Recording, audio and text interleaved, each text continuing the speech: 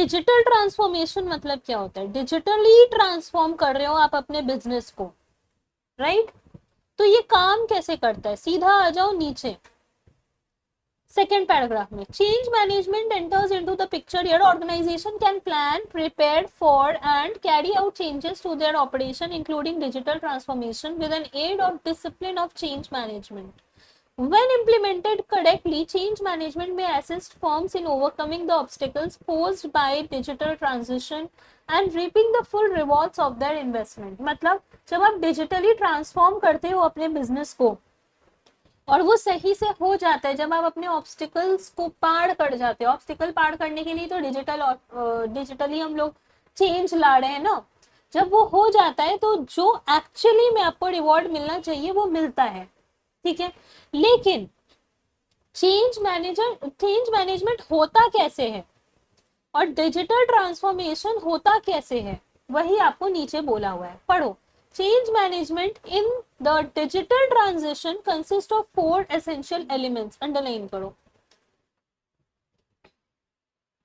Change management digital transition के अंदर 4 elements covered होते हैं. क्या क्या? पहला तो गोल्स एंड ऑब्जेक्टिव्स को डिफाइन करो ट्रांसफॉर्मेशन का, यानी आप क्यों डिजिटलाइज हो रहे हो. दूसरा, करंट स्टेट क्या है ऑर्गेनाइजेशन का. तीसरा, एक रोड मैप बनाओ कि क्यों चेंज का दरकार है और चेंज होने से आप कहां पहुंचोगे. और लास्ट, इंप्लीमेंट और मैनेज करो उस चेंज को एट एवरी लेवल. डिजिटली आप चेंज हो रहे हो तो ये 4 एसेंशियल स्टेप्स को ध्यान रखना, ठीक है? आगे, चेंज मैनेजमेंट काम कैसे करता है? चेंज मैनेजमेंट का मतलब क्या है वो आपको बताया हुआ है. अंडरलाइन करो first 2 lines. Change management is a process or set of tools and best practices to use to manage changes in the organization. Simple शब्दों में change को manage करना है change management, right? आगे बढ़ो, आ जाओ नेक्स्ट पेज में. The role of change management in digital transformation. इसमें अच्छे से ध्यान देना. चेंज मैनेजमेंट का रोल क्या है डिजिटल ट्रांसफॉर्मेशन में? जब डिजिटली आपकी कंपनी ट्रांसफॉर्म हो रही है तो उस समय जो चेंज मैनेजमेंट हो रहा है, यानी कि वो बदलाव आ रहा है आपके ऑर्गेनाइजेशन के अंदर, उसका रोल क्या है? नीचे डायमंड पॉइंट्स दिख रहे हैं, उसके ऊपर के लाइन को अंडरलाइन करो. A properly implemented change management strategy can help an organization to. अगर आपका चेंज मैनेजमेंट अच्छे से इंप्लीमेंट हो गया तो वो ऑर्गेनाइजेशन को क्या क्या फायदा होगा? अंडरलाइन करो. Goals of digital transformation. जो डिजिटल ट्रांसफॉर्मेशन का गोल्स है वो स्पेसिफाई कर पाएगी एक ऑर्गेनाइजेशन. दूसरा, determine which procedures and tools needs to be modified. ये देखेगी कि कौन सा प्रोसीजर और टूल्स मॉडिफाई हो सकता है. तीसरा, एक प्लान बनाएगी ताकि इंप्रूवमेंट कर सके. चौथा, स्टाफ मेंबर को इन्वॉल्व करेगी, ट्रांसफॉर्मेशन के प्रोसेस में पार्टीज को इन्वॉल्व करेगी, क्योंकि डिजिटलाइज हो रहा है तो there will be parties involve. Parties मतलब सप्लायर्स, उस टेक्नोलॉजी का सप्लायर, राइट? और last, track progress and make required course correction. मतलब प्रोग्रेस को ट्रैक करेगी और जो भी करेक्शन रिक्वायर्ड है वो करेगी, ठीक है? कोई दिक्कत? सिंपल था. आ जाओ आगे. Change management strategies for digital transformation. Next page में आओ, ये याद करना है. 5 best practices for managing change in small and medium size business. 5 आप क्या काम कर सकते हो जिससे आप चेंज मैनेजमेंट को ध्यान में रख सको, चेंज मैनेजमेंट को बेसिकली मैनेज कर पाओ, ठीक है? क्या करोगे? पढ़ो. पहला, begin at the top. Begin at the top मतलब टॉप पे कौन होते हैं? सीनियर मैनेजमेंट होते हैं, राइट? तो a focused, invested, United leadership that is on the same page about the company's future is reflected in change that begins at the top. The culture that will motivate the rest of the organization to accept change can only be generated and promoted in this way. मतलब top वाला अगर मानेगा तभी change आ सकता है. अगर senior management को change नहीं लाना है तो पूरे ऑर्गेनाइजेशन में चेंज नहीं आ सकता. वही बोला है कि बिगिन एट टॉप. क्लियर है? अगर सीनियर मैनेजमेंट ही कन्विंस नहीं रहेगा चेंज लाने के लिए तो क्या वो दूसरों को मोटिवेट कर पाएगा, अपने एम्प्लॉयज को मोटिवेट कर पाएगा? नहीं। इसीलिए टॉप से शुरू करो। आपके जो मैनेजमेंट है वो कन्विंस होने चाहिए चेंज करने के लिए, ठीक है। दूसरा, ensure that change is both necessary and desired. Ensure करो कि चेंज लाना जरूरी है, सच में जरूरी है और लोग चाहते हैं चेंज लाना, ठीक है। नेसेसरी मतलब जरूरी, डिजायर्ड मतलब चाहते हैं। तीसरा, रिड्यूस डिसरप्शन, मतलब जो भी दिक्कतें हैं उसको रिड्यूस करो। पढ़ो, employee perceptions of what is required or desirable change can differ by department, rank and performance history। थोड़ी देर पहले हम लोग बात कर रहे थे ना, अगर एक ऑर्गेनाइजेशन में चेंज आएगा तो जो एम्प्लॉयज हैं वो एम्प्लॉयज भड़क सकते हैं, राइट। तो इसीलिए डिसरप्शन हो सकता है इसकी वजह से, करेक्ट। तो इसको रिड्यूस करने के लिए मैनेजमेंट क्या क्या करेगी, ए से लेकर ई तक के पॉइंट है। पहला, getting the word out early and preparing for some interruption, पहले ही बता दो ऐसा ऐसा है। दूसरा, स्टाफ मेंबर्स को बताइए कि ये टूल्स यूज करके आप इजीली काम कर पाएंगे। क्या हो सकता है, स्टाफ मेंबर लोग घबरा जाएंगे कि नया टेक्नोलॉजी हम लोग कैसे इस पे काम करेंगे। जैसे पहले क्या होता था, अकाउंट्स पेन पेपर में बनता था, books of accounts pen paper पे बनता था। फिर जब टेक्नोलॉजी इंप्रूव हुआ, टेक्नोलॉजी आया, डिजिटलाइज हुआ, तो हम लोग एक्सेल शीट में अकाउंट्स मेंटेन करने लग गए, करेक्ट। तो अब जो एम्प्लॉय को आदत है वो बुक्स मेंटेन करने का, पेन पेपर पे मेंटेन करने का, उसको अब सडनली बोलोगे कंप्यूटर चलाना पड़ेगा, कंप्यूटर में अब मेंटेन करना पड़ेगा, वो घबराएगा नहीं, जो काम आज तक किया नहीं, राइट। तो इसलिए स्टाफ मेंबर्स को बोलो कि आप ये टूल यूज कर सकते हो, इससे अच्छा होगा, आप भी सीखोगे। क्लियर है। तीसरा, रीड करो स्नेहा। एक एनवायरनमेंट क्रिएट करो ताकि आप उस चेंज को एनकरेज कर सको। मतलब जैसे आपको कहीं घूमने जाना रहता है तो आप क्या करते हो, 10 दिन पहले से ही मम्मी को थोड़ा थोड़ा हिंट देना चालू कर देते हो, मम्मा उस दिन उसका बर्थडे मेरी फ्रेंड का, ये पहला दिन बताया, दूसरे दिन बताया वो यहाँ पार्टी दे रही है, तीसरे दिन बताया मेरे को बुला रही है, बहुत फोर्स कर रही है, मेरे बिना केक नहीं काटेगी, चौथा दिन 1 घंटा के लिए जाके आ जाएंगे। ये हुआ एनवायरनमेंट बनाना, ठीक है। आगे डी पढ़ो, रीड करो Sneha. Empowering change agents to provide context and clarity for changes, such as project managers or team leaders. Empowering change agents मतलब जो चेंज ला सकता है आप उनको बोलो, उनको सबसे पहले तो क्लैरिटी दो कि चेंज होने से क्या होगा। जो मैनेजर है, टीम लीडर है, उनको मोटिवेट करो ताकि वो अपने जूनियर्स को मोटिवेट करें, राइट। पर उनको सिर्फ मोटिवेट ही नहीं, उनको क्लैरिटी दो कि ये चेंज आने से ये फायदा होगा, आपके लिए भी फायदा है, हमारे लिए भी फायदा है, हमारे ऑर्गेनाइजेशन के लिए फायदा है, नेक्स्ट जनरेशन के लिए फायदा है, ये सब बताओ। तब उनको एक क्लैरिटी आएगी। उनको उसमें मत रखो, अंधेरे में मत रखो, उनको साफ साफ बताओ कि ये चेंजेस लाने से क्या होगा, ठीक है। आगे, ensuring that IT department is informed of changes in technology and infrastructure. जो आपका आईटी डिपार्टमेंट है उनको ये चेंजेस के बारे में पता होना चाहिए, क्योंकि अल्टीमेटली चेंज को इम्प्लीमेंट करने में उनका सबसे बड़ा हाथ होगा। कोई दिक्कत? क्लियर है। क्या पढ़ा हमने, ये रिड्यूस डिसरप्शन के पॉइंट से, ये सेपरेट एज अ क्वेश्चन पूछ सकते हैं आपको एग्जाम में, ठीक है। Next, encourage communication. अब हम लोग कौन सा पॉइंट में आ गए, 5 practices for managing change in small and medium business. Fine. Encourage communication मतलब क्वेरी, कंप्लेन, ये सब चीजों को सुनो, इन सब का जवाब दो, इनको इग्नोर मत करो। डिपार्टमेंट के साथ नए आइडियाज शेयर करो, इनोवेशन क्या हो सकता है उस पर बात करो। समझ आया। कम्युनिकेशन के वजह से एफिशिएंसी रहता है, नहीं तो कम्युनिकेशन अगर सही नहीं रहेगा ना तो बहुत मिसअंडरस्टैंडिंग्स होंगी एक ऑर्गेनाइजेशन के अंदर, इसके वजह से बहुत बड़ा दिक्कत हो जाता है। तो let people communicate.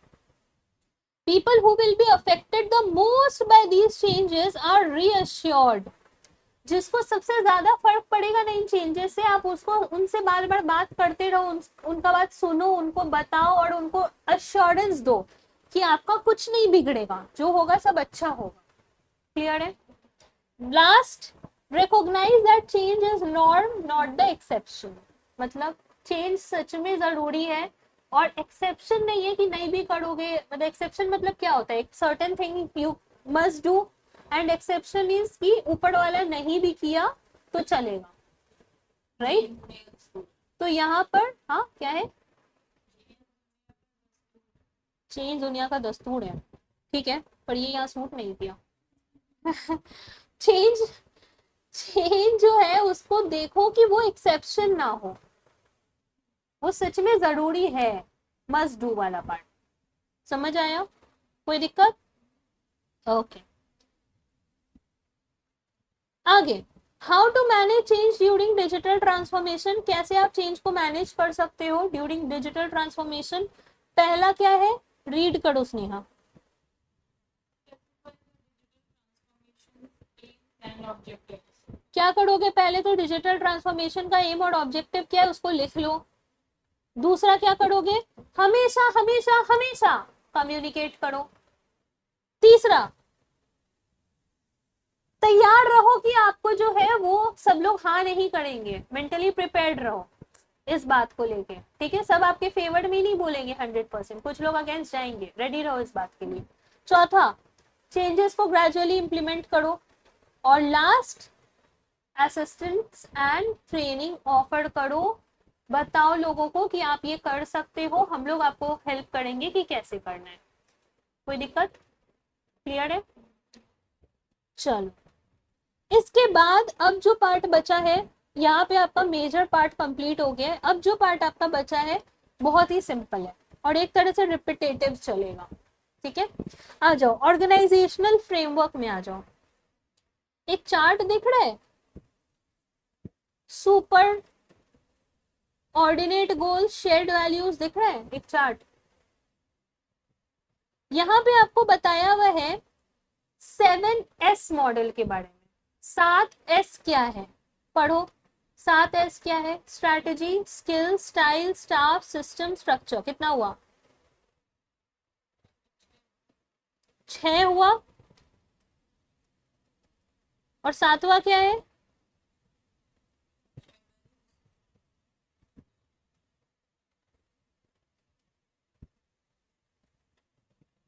Shared values are shared values, right? तो आपका 7S क्या क्या है? Strategy, skill, style, staff, system, structure and shared values. Correct? Strategy मतलब क्या स्ट्रैटेजी लगाना है, स्ट्रक्चर मतलब क्या, कैसा स्ट्रक्चर है, कैसे काम बटा हुआ है, सिस्टम मतलब फॉर्मल है इनफॉर्मल है, शेयर्ड वैल्यूज मतलब क्या आइडिया है आपके पास, वो ऑर्गेनाइजेशन क्या करने वाली है, कैसे आप कम्युनिकेट करोगे दूसरों को, शेयर्ड वैल्यूज। स्टाफ मतलब एम्प्लॉयज हो गया, स्किल मतलब कॉम्पिटेंसीज हो गया, स्टाइल मतलब लीडरशिप स्टाइल फॉलो कर रहे हो या कोई दूसरा स्टाइल फॉलो कर रहे हो, इसके बारे में आगे पढ़ेंगे। फाइन। हार्ड एलिमेंट्स में क्या क्या आता है एमसीक्यू के लिए? स्ट्रैटेजी, स्ट्रक्चर और सिस्टम आता है। फाइन, रीड कर लो फटाफट। स्ट्रैटेजी मतलब पढ़ो पढ़ो।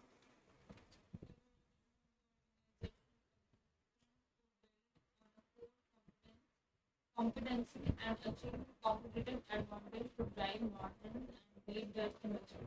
स्ट्रैटेजी मतलब सिंपल हम लोग पढ़ते आ रहे हैं शुरू दिन से, ठीक है? एक डायरेक्शन, एक ब्लूप्रिंट एक ऑर्गेनाइजेशन का। स्ट्रक्चर मतलब अवेलेबिलिटी ऑफ रिसोर्स, अंडरलाइन करो, एंड डिग्री ऑफ सेंट्रलाइजेशन और डिसेंट्रलाइजेशन। एक स्ट्रक्चर कैसा है किसी ऑर्गेनाइजेशन का, सेंट्रलाइज्ड है, डिसेंट्रलाइज है। सेंट्रलाइज मतलब एक ही जगह से ऑपरेट होता है, डिसेंट्रलाइज मतलब जितना ब्रांच है सब अलग अलग ऑपरेट होता है, ठीक है? तो क्या स्ट्रक्चर है। सिस्टम मतलब डेली काम किस तरह से होता है, गोल्स ऑब्जेक्टिव्स किस तरह से एग्जीक्यूट होते हैं, सिस्टम क्या है। Fine, these are hard elements. Soft elements में क्या क्या आएगा? Shared values, style, staff and skills. Shared values मतलब समझ गए हम लोग, कोड वैल्यूज एक ऑर्गेनाइजेशन का जो सभी में होना चाहिए। स्टाइल मतलब कौन सा स्टाइल है, लीडरशिप स्टाइल है। लीडरशिप स्टाइल मतलब आगे हम लोग डिटेल में पढ़ेंगे, ठीक है, तो यहाँ डिस्कस करके टाइम नहीं लगाते। Staff means employees, talent pool of organization. और स्किल्स मतलब कॉम्पिटेंसीज। फाइन, चलो इस 7S मॉडल के बारे में बताया गया है कि ये 7S मॉडल एक ऑर्गेनाइजेशन को फॉलो करना चाहिए, ठीक है, लेकिन इसके कुछ लिमिटेशंस है, अंडरलाइन करो, इट हैज सर्टेन लिमिटेशंस। क्या क्या लिमिटेशन है, स्नेहा पढ़ो। external environment and depicts only the most crucial elements within the organization. आपको नहीं लगता 7S जो आपने पढ़ा है ज्यादातर इंटरनल चीज का ही बात किया है? तो यही लिमिटेशन है कि एक्सटर्नल एनवायरनमेंट को कंसिडर नहीं करता। दूसरा पढ़ो। The model does not clearly explain the concept of organizational effectiveness or performance. यहाँ हम लोग 7S तो पढ़ लिए, लेकिन हम लोग को कुछ वैसा क्लियरली ये नहीं समझ में आया कि एक ऑर्गेनाइजेशन का इफेक्टिवनेस या परफॉर्मेंस इस मॉडल के बेसिस पे कैसे हो सकता है। तीसरा पढ़ो। Considered to be more static and less flexible for decision making. ये मॉडल से हम लोग को एग्जैक्टली क्या है ना, ये एक तरह से रिजिड हो गया कि 7S ही फॉलो करो, राइट, तो वो रिजिडिटी नहीं चलेगा, इसीलिए ये लिमिटेशन में आता है। और चौथा fourth, For missing out the real gaps in conceptualization and execution of strategy. ये बेसिकली ये स्ट्रैटेजी इसीलिए भी क्रिटिसाइज किया जाता है क्योंकि एग्जीक्यूशन का जब बात आता है तो वहां पे ये मॉडल कुछ खास सपोर्ट नहीं करता है। क्लियर है? आ जाओ नीचे, ऑर्गेनाइजेशनल स्ट्रक्चर। अब इसके बारे में हम लोग फर्स्ट चैप्टर में थोड़ा डिस्कस किए थे, यहाँ पे थोड़ा सा और ज्यादा है। सीधा आ जाओ आप पेज नंबर रुको बता रहे, पेज 5.31 में आओ। टाइप्स ऑफ ऑर्गेनाइजेशन स्ट्रक्चर दिख रहा है? पहला क्या है, सिंपल स्ट्रक्चर। सिंपल स्ट्रक्चर बहुत ही सिंपल होता है। How funny, right? Simple structure बहुत सिंपल होता है। सिंपल स्ट्रक्चर मतलब क्या है?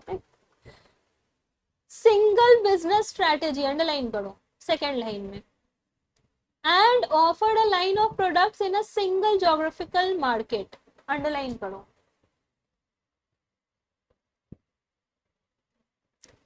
Continue underlining in the third line, implementing focused cost leadership और फोकस्ड डिफरेंशिएशन स्ट्रैटेजीज। स्नेहा ये फोकस्ड कॉस्ट लीडरशिप क्या था, मुझे याद नहीं आ रहा है, थोड़ा याद दिलाना। Focus cost leadership वहाँ पे प्राइस कम रखा जाता है, सामान को ज्यादा बेचना। तो कॉस्ट लीडरशिप क्या है? सॉरी फोकस कॉस्ट मीन्स एक पर्टिकुलर सामान के लिए होता है, पर्टिकुलर ग्रुप ऑफ क्या बोलते हैं कस्टमर्स के लिए। ओके, क्या वो सही बोल रही है? ओके, कस्टमर एक टारगेट ऑडियंस। क्या उसका कोई अच्छा नाम बोलो।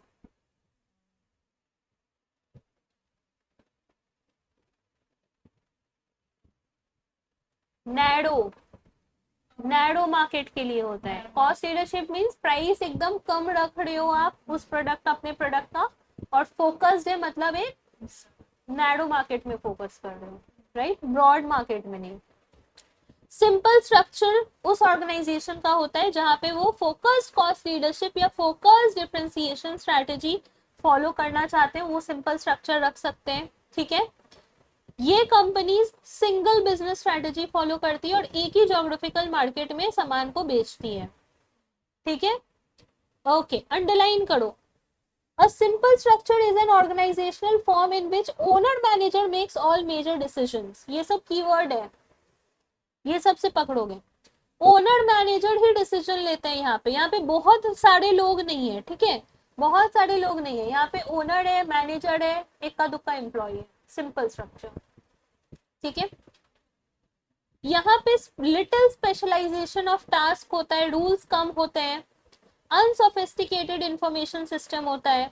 यहाँ पे बहुत ज्यादा फॉर्मल नहीं होता है, जैसे बॉस और एम्प्लॉय डायरेक्ट बात करते हैं, यहाँ पे ऐसा नहीं है कि बॉस है तो बीच में 50 तो सीनियर है, वैसा नहीं है, डायरेक्ट बात करते हैं एकदम इनफॉर्मल तरीके से। हाँ ग्रोसरी स्टोर। ठीक है, सीए फॉर्म, ठीक है। चलो आ जाओ नेक्स्ट, फंक्शनल स्ट्रक्चर में आ जाओ। फंक्शनल स्ट्रक्चर में आ जाओ, आ गए? ओके, ये वाला जो ऑर्गेनाइजेशन अभी ऊपर में पढ़े सिंपल स्ट्रक्चर, ये जब, ये किस केस में होता है, जब ऑर्गेनाइजेशन छोटी रहती है तब होता है सिंपल स्ट्रक्चर। वही ऑर्गेनाइजेशन थोड़ी बड़ी होती है तो वो फंक्शनल में आ जाती है। फंक्शनल का एक डायग्राम दिख रहा है, दिस इज फंक्शनल। सीएफओ होगा, उसके अंदर अलग अलग डिपार्टमेंट है, ठीक है, और उस डिपार्टमेंट के अंदर फर्दर डिपार्टमेंट है, दिस इज फंक्शनल। अब अंडरलाइन करना है, क्या क्या अंडरलाइन करना है? फर्स्ट सेकेंड लाइन में अंडरलाइन करो लो कॉस्ट। फंक्शनल स्ट्रक्चर में कॉस्ट ज्यादा नहीं आता, लो कॉस्ट है। अंडरलाइन करो functional structure groups task and activities by business function such as production, operation, marketing, बस इतना ही पकड़ो। तो फंक्शनल स्ट्रक्चर में क्या होता है, ये लोग ग्रुप बना देते हैं, जैसे मार्केटिंग का है तो वो एक मार्केटिंग हेड के अंदर आ गया, जैसे सेल्स है, डिस्ट्रीब्यूशन सब मार्केटिंग में आ गया। मैन्युफैक्चरिंग है, प्रोडक्शन एक हेड बना दिया, ठीक है, उसमें आपका परचेज ऑफ मटेरियल, प्रोडक्शन, ये सब आ गया, ठीक है, तो ये ग्रुप बना देते हैं। अंडरलाइन करो 1 2 3 4 5, फिफ्थ लाइन में अंडरलाइन करो simple and inexpensive specialization of labour, encourages efficiency, minimizes the need for an elaborate control system and allows rapid decision making। यहां से यहां तक अंडरलाइन, ठीक है। डायग्राम के नीचे देखो, फंक्शनल स्ट्रक्चर में एक सीएफओ होता है या फिर मैनेजिंग डायरेक्टर होता है और कॉर्पोरेट स्टाफ होता है with functional line. Functional line मतलब जैसे एम्प्लॉइज हो गए उस पर्टिकुलर डिपार्टमेंट के, अब अकाउंट्स है तो accountants, these are functional line. Account department का हेड मैनेजर, उसके ऊपर सीएफओ। क्लियर है, कोई दिक्कत? सिंपल स्ट्रक्चर में ओनर, मैनेजर वर्ड यूज हुआ था, फंक्शनल में सीएफओ वर्ड यूज हुआ है। ये सबसे पकड़ना है आंसर, ये सबसे एमसीक्यू अटेम्प्ट करना है, ठीक है। आ जाओ थर्ड, डिविजनल स्ट्रक्चर में आ जाओ और देखो एक आपको डायग्राम दिख रहा है, यहाँ क्या होता है, एक सीएफओ होता है, उसके अंदर देखो कॉर्पोरेट फाइनेंस और लीगल पीआर, दो डिपार्टमेंट का एग्जांपल दिया, दो फर्दर डिपार्टमेंट है, उसके नीचे डिवीजन है, इसीलिए इसका नाम डिविजनल है। डिवीजन मतलब एक डिवीजन ए हो गया, एक डिवीजन बी हो गया, हर एक डिवीजन का अपना अपना मार्केटिंग है, अपना अपना प्रोडक्शन है, अपना अपना पर्सनल डिपार्टमेंट है। यानी यहाँ पर जैसे ब्रांच बोलते हैं ना हम लोग, तो वैसे इमेजिन करो एक कंपनी, उसके अंदर 4 डिवीजन, चारों डिवीजन का अपना अपना प्रोडक्शन डिपार्टमेंट है, अपना अपना फाइनेंस डिपार्टमेंट है, अपना अपना मार्केटिंग है, ऐसे। क्लियर है? फंक्शनल में भी यही था क्या? फंक्शनल में क्या था? फंक्शनल में डिवीजन नहीं था, एक ही डिवीजन था, उसके अंदर का हम लोग बात किए थे। यहाँ डिवीजन अलग है, जितने डिवीजन उतना उसके अंदर का अपना अपना डिपार्टमेंट। क्लियर है? अब अंडरलाइन कर लो, यहाँ पर ऑलरेडी आपको यहाँ पर दिया हुआ एक बोल्ड करके लाइन, ठीक है, तो उसके ऊपर से अंडरलाइन करो, the divisional structure can be organized in one of the 4 veg.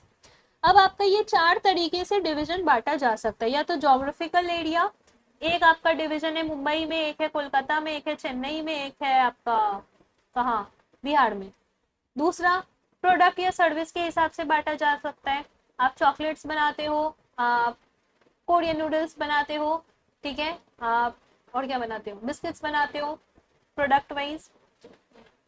तीसरा, कस्टमर वाइज, बच्चों का सामान, बड़ों का सामान, कस्टमर वाइज, या फिर प्रोसेस वाइज, जैसे आपका सामान बन रहा है उस वाइज। क्या क्या चार्ट है बोलो सुकन्या? हाँ हाँ, प्रोसेस तुरंत देख लेते हो ना, याद करने का कोशिश करो क्या पढ़ा है। फाइन, आओ पेज 5.34 में अंडरलाइन कर लो फटाफट से। 1 2 सेकेंड लाइन में divisional managers can be held responsible for sales and profit levels.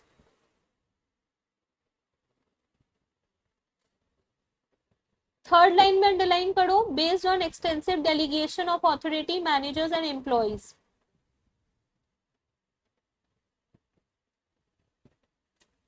उसके बाद वाला पैराग्राफ में अंडरलाइन करो लिमिटेशन वर्ड को, सम लिमिटेशन।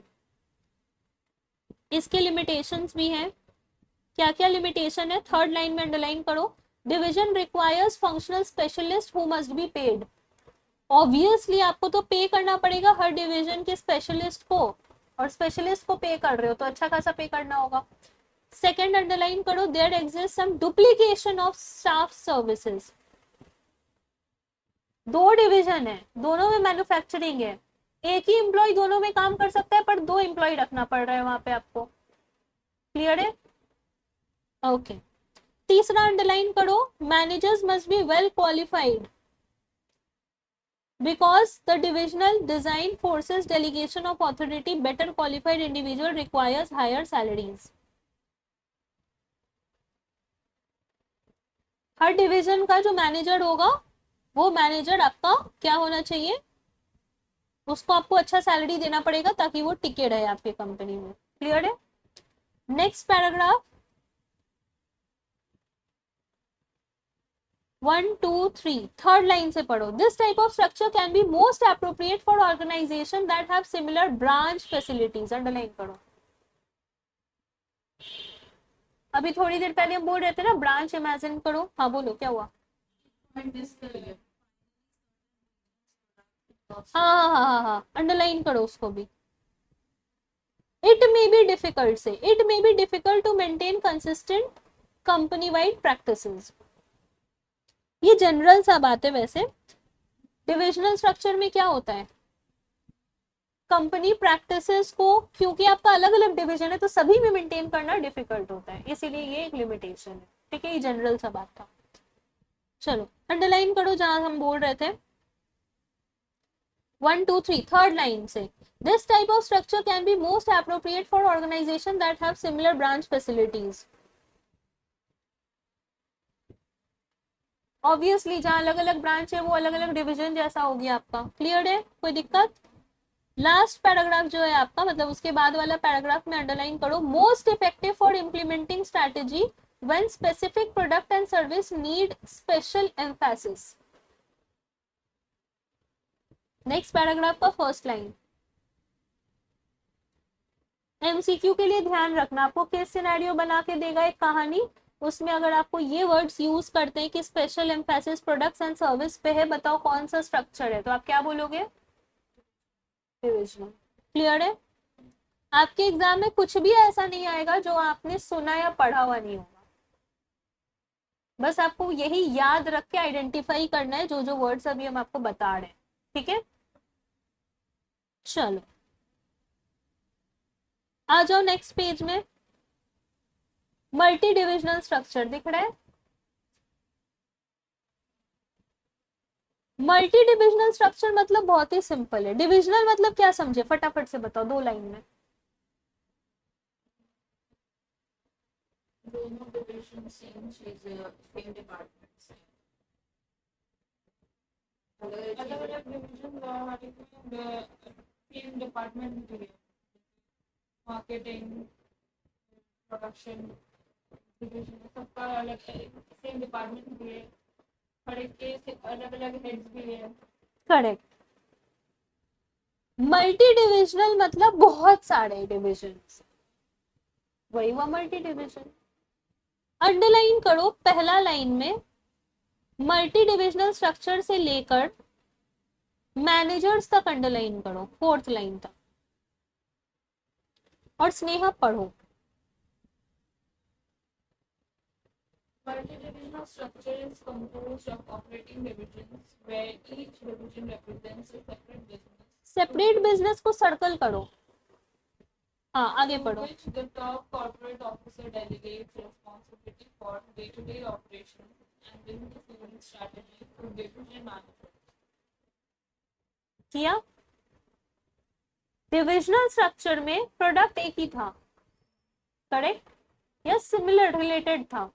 यहाँ पे सेपरेट बिजनेस का बात कर रहा है, जैसे हम लोग टाटा का एग्जांपल लिए थे, याद है? ठीक है, तो एक सेपरेट सेपरेट बिजनेस है और वो एक ही कंपनी के अंदर आता है. जैसे टाटा का तो हम लोग कंपनी अलग अलग बात किए थे, राइट? उसका बात नहीं कर रहे हम लोग, बोले एक ही कंपनी रजिस्टर्ड है, उस एक कंपनी के अंदर सेपरेट सेपरेट प्रोडक्ट्स बन रहे हैं. फाइन, तो वो हो गया मल्टी डिविजनल. क्लियर है? इसमें भी सबका अपना डिपार्टमेंट होगा, लेकिन यहाँ सेपरेट बिजनेस है हर एक डिवीजन में. कोई दिक्कत? काम भी एक तो यहाँ पे काम है. काम अलग है. फाइन, ठीक है, चलो.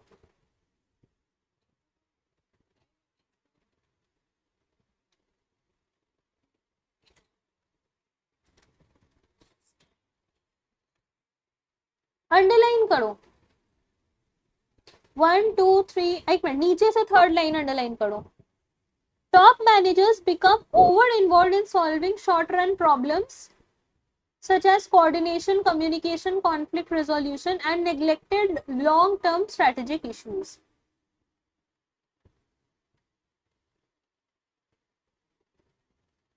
कर लिया? ओके, तो यहाँ पे मेन प्रॉब्लम क्या होता है स्नेहा जी? पढ़ा भी बोलो. टॉप मैनेजर्स जो है उसको शॉर्ट रन परफॉर्मेंस में दिक्कतें आती है, कोऑर्डिनेशन में, कम्युनिकेशन में. क्यों आती है? क्योंकि मल्टी डिविजनल है ना, सेपरेट बिजनेस, एक ही कंपनी के अंदर सारा कुछ कोऑर्डिनेट कैसे होगा? इसीलिए अगर कंपनी अलग रहे तो इतना दिक्कत नहीं होता है, पर एक ही कंपनी के अंदर इतने सारे डिविजन है और सब सेपरेट बिजनेस में काम कर रही है, तो फिर शॉर्ट रन में दिक्कत होता है, not in long run, short run, day to day. आज बॉस को कुछ बोलना है, 3 दिन बाद मैसेज पहुंचेगा. समझ आया? And neglected long term strategic issues. Short term में इतने फंसे रह जाएंगे कि लॉन्ग टर्म हम लोग कर ही नहीं पाएंगे. कोई दिक्कत? पढ़ो next page. Multi divisional structure calls for, जल्दी जल्दी पढ़ो. क्या नाम है? खुशी पढ़ो. Each presenting a distinct business. Each division would house its functional hierarchy. Separate division है, सबका अलग अलग बिजनेस है. नेक्स्ट, हर एक डिवीजन का अपना फंक्शनल हायरार्की है, सबका अपना अपना डिपार्टमेंट है. तीसरा, Responsibility for managing day-to-day operations. Day to day operation manage करने के लिए रिस्पॉन्सिबिलिटी दिया गया है डिवीजन मैनेजर्स को. चौथा,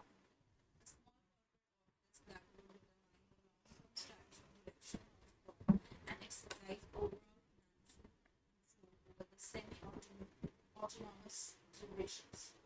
यहाँ पे क्या होता है ना, कभी कभी आपको एक एक डिवीजन या दो दो डिवीजन मेंटेन करने के लिए छोटे ऑफिसेस बनाने पड़ते हैं.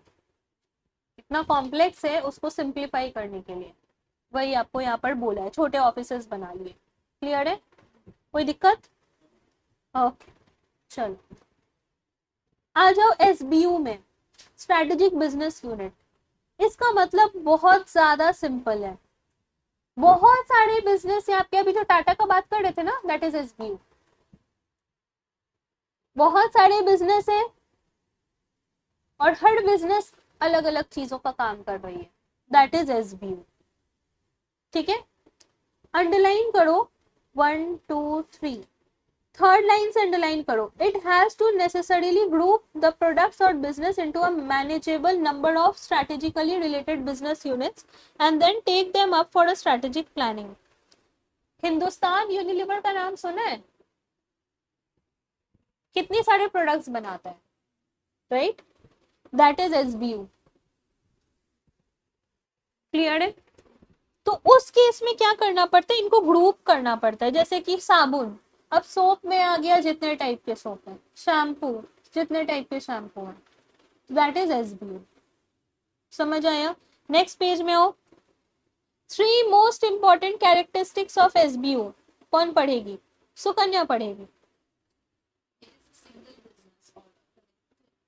Of related businesses which offer scope for independent planning and which might easily stand alone for the rest of the organization from rest of the organization. यहाँ पे क्या हो रहा है, बिजनेस एक ही है, सिंगल बिजनेस है, लेकिन बहुत सारे यहाँ पर रिलेटेड प्रोडक्ट्स हैं, वो आता है एसबीयू के अंदर। जैसे हिंदुस्तान यूनिलीवर, वहां लिख लो, याद नहीं रहेगा बाद में, एसबीयू के बगल में लिख लो हिंदुस्तान यूनिलीवर। इनके खुद के कॉम्पिटिटर्स है, जैसे साबुन का बात करें, आईटीसी भी लिख सकते हो, जैसे साबुन का बात करें, ठीक है, तो साबुन के अपने कॉम्पिटिटर है। अगर हम लोग टूथपेस्ट का बात करें, टूथपेस्ट के अपने कॉम्पिटिटर है। आईटीसी का ही ले लो एग्जांपल, यीपी नूडल्स, नूडल्स कॉम्पिटिटर अलग है, राइट। और आईटीसी क्या बनाती है, टोबैको भी बनाती है, उसके अपने सेट ऑफ कस्टमर्स कॉम्पिटिटर्स हैं, राइट। तो दीज आर कॉल्ड एसबीयूज। थर्ड वाला रीड करो Sneha, third. The manager who has responsibility for strategic planning and who has control of profit influencing factors. समझ आया? जो टोबैको को देख रहा है, उस मैनेजर का रिस्पॉन्सिबिलिटी है उस पर्टिकुलर बिजनेस को संभालने का, राइट। तो वो उसके लिए रिस्पॉन्सिबल होगा। जो सोप का देख रहा है वो सोप के लिए रिस्पॉन्सिबल होगा, जो टूथपेस्ट देख रहा है वो टूथपेस्ट के लिए रिस्पॉन्सिबल होगा। क्लियर है? यही है एसबीयू का 3 main points. Fine, next paragraph में आओ। When strategic planning was carried out, treating territories as the units for planning, it gave rise to 2 kinds of difficulties. पढ़ो क्या 2 डिफिकल्टी है।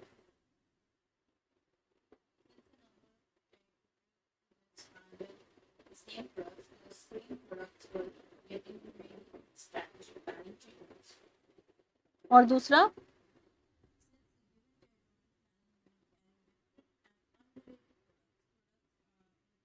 These similar characteristics were getting identical strategic changes. पहला में underline करो same product, Roman 1 में, हाँ same product. The same product में क्या हो रहा था, वेरिड स्ट्रेटेजिक प्लानिंग ट्रीटमेंट मिल रहा था। और अगर हम लोग बात की अनरिलेटेड प्रोडक्ट्स का, तो जो डिसिमिलर कैरेक्टरिस्टिक्स वाले प्रोडक्ट थे उनको सेम स्ट्रेटेजिक प्लानिंग मिल रहा था। डिफरेंस समझ आया दोनों के बातों में? क्या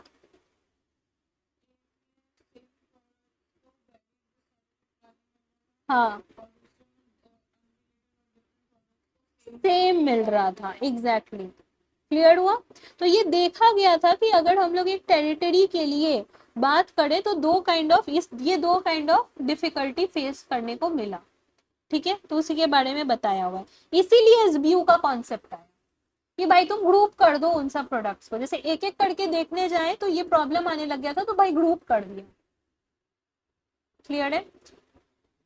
चलो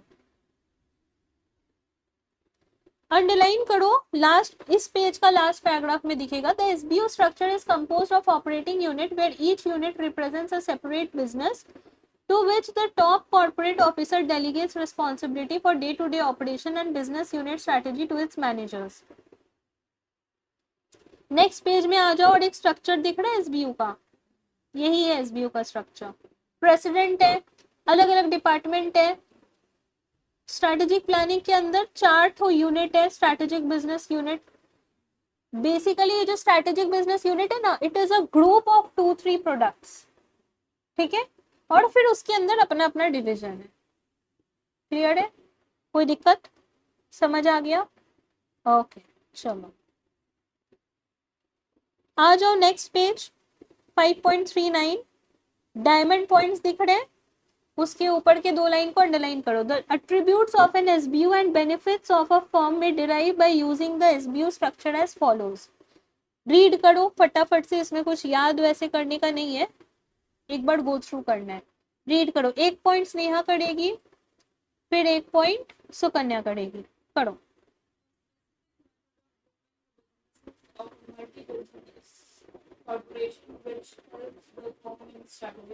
जो अभी समझे एसबीयू क्या है, ग्रुप करते हैं हम लोग, right. Next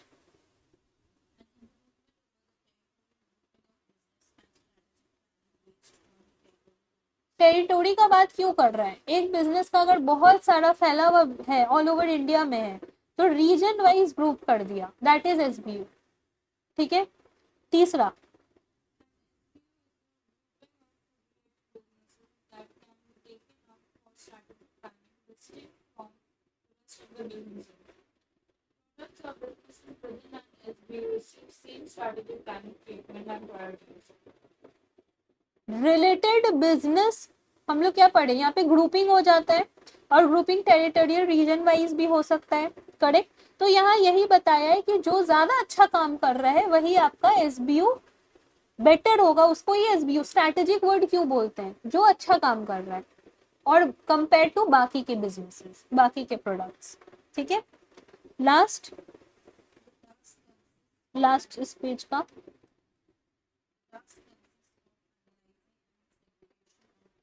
Segregating the assortment of businesses portfolios and regrouping them into a few well-defined, distinct, scientifically demarcated business units. Businesses products that are related from the standpoint of function are assembled together as a distinct SBU. Underline करो, product से लेके SBU तक इतना ही पढ़ना है। Function के हिसाब से एसबीयू बनाया जाता है। नेक्स्ट पढ़ो।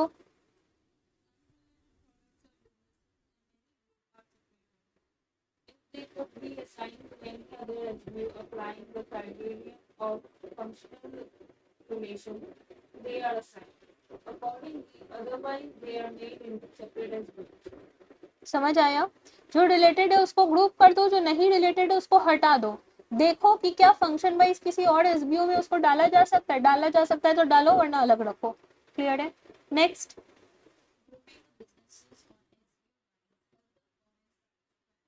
Removing the vagueness and confusion generally seen in grouping businesses. It also facilitates the right setting for direct strategic planning and facilitates correct data priorities and resources to the various businesses. SBU बनाने का फायदा यही है कि आपके में कोई confusion नहीं रहेगा। अलग अलग बिजनेस में कंफ्यूजन हो जाएगा, एक ही टाइप का रिसोर्स लग रहा है, स्लाइड डिफरेंट है, तो भाई उसको ग्रुप कर दो ताकि क्लैरिटी आए। इसकी वजह से आप अपना राइट स्ट्रैटेजी बना पाओगे। ठीक है, नेक्स्ट पढ़ो। Each strategic planning standpoint. The basic factors is mission, objectives, competition, and strategy. One SBU will be distinct from another. एक क्लास में वैरायटी ऑफ स्टूडेंट्स होते हैं, कोई पढ़ने में इंटरेस्ट रखता है, कोई नहीं रखता है, कोई एवरेज होता है, राइट।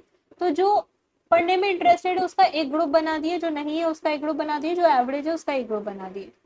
तो यही हुआ एसबीयू के केस में। क्या होता है, जो सिमिलर प्रोडक्ट्स है उसका एक ग्रुप बना दिए, सिमिलर प्रोडक्ट्स एक ग्रुप बना दिए, सिमिलर प्रोडक्ट्स एक ग्रुप बना दिए, लेकिन हर एक जो एसबीयू बना है उसका अपना मिशन, विजन, ऑब्जेक्टिव होगा, राइट। जो पढ़ने में इंटरेस्टेड रखता है उसको ज्यादा क्लासेस देंगे, जो नहीं रखता है उनको कम देंगे, जो एवरेज है उसको बीच बीच का रखेंगे। क्लियर है? वैसे ही यहाँ पर क्लियर हुआ पॉइंट। नेक्स्ट पढ़ो, ये हम लोग पढ़ चुके हैं, उसके बाद वाला पढ़ो। Each SBU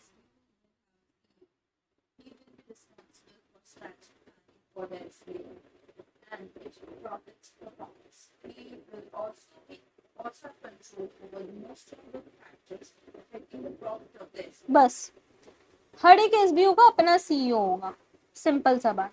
ठीक है, वो अपने एसबीयू का स्ट्रैटेजिक प्लानिंग करेगा। नेक्स्ट पढ़ो। SBUs might build on similar technologies or all provide similar sort of products or services.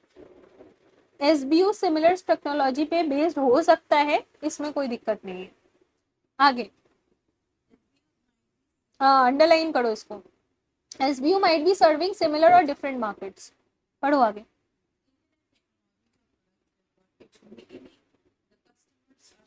Underline करो यहाँ तक। For example, the technologies underplying frozen food, washing powder, and margarine products may be very different. but all are sold in retail operations, and Unilever operations are all these products. And Unilever operates in all these. SBO similar या different markets को सर्व कर सकता है, तो हो सकता है कि टेक्नोलॉजी या प्रोडक्ट्स डिफरेंट हो लेकिन कस्टमर सिमिलर है, राइट? वही चीज बोला, अब हमारे घर में हम लोग कस्टमर है, हमारे घर में कितने तरह के सामान आते हैं, तो अगर कोई कंपनी है वो सामान वाइज तो अलग अलग एसबीओ अपना बना ली होगी, पर कस्टमर तो हम लोग एक ही है। वही चीजें एक्सप्लेन किया, ये होता है। आगे that other competencies on which the competitive advantage of different SBUs are built has been added. बस यहाँ तक ब्रैकेट बना लो। तो जो अदर कॉम्पिटेंसीज का बात करें तो कॉम्पिटिटिव एडवांटेज हर एसबीयू का अपने हिसाब से हो सकता है सिमिलर हो सकता है अपना खुद का हो, ठीक है? ये मत समझ लेना कि पूरा ही अलग है। डिफरेंस समझ में आया, एसबीयू का कॉन्सेप्ट समझ में आया, रिलेटेड प्रोडक्ट एक ग्रुप बना लिया, रिलेटेड प्रोडक्ट एक ग्रुप बना लिया, सबका अपना अपना सेट ऑफ कॉम्पिटिटर्स होगा, राइट? कस्टमर्स में और may not be similar, correct? और यहाँ पे जितने भी एसबीयूज हैं इसके अपने सीईओ होंगे। कोई दिक्कत? क्लियर है? चलो, तो आज यहीं तक रहने दे।